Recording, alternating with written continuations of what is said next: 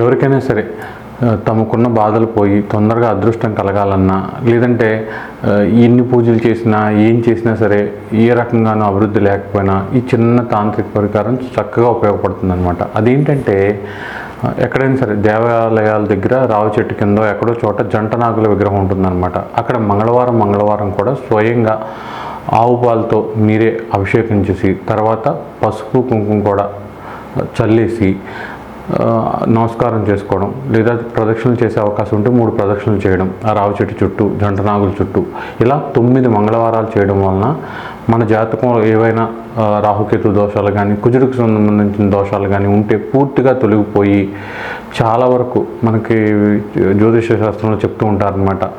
రాహుకేతుల మధ్య గ్రహాలన్నీ పడిపోయినప్పుడు ఆ గ్రహాలు తమ శక్తిని కోల్పోయి మంచి ఫలితాలు ఇవ్వలేకపోతాయి. అందుకే మనకి అందరూ ఈ సంవత్సరం బాగుందన్నా, ఈ నెలలో బాగుందన్నా ఏ రకంగానూ బాగున్నట్టు కనిపించదు అనమాట. ఇలాంటి సమస్యలు ఉన్న వాళ్ళు ఇలా చేయడం వలన చాలా వరకు మేలు జరుగుతుంది.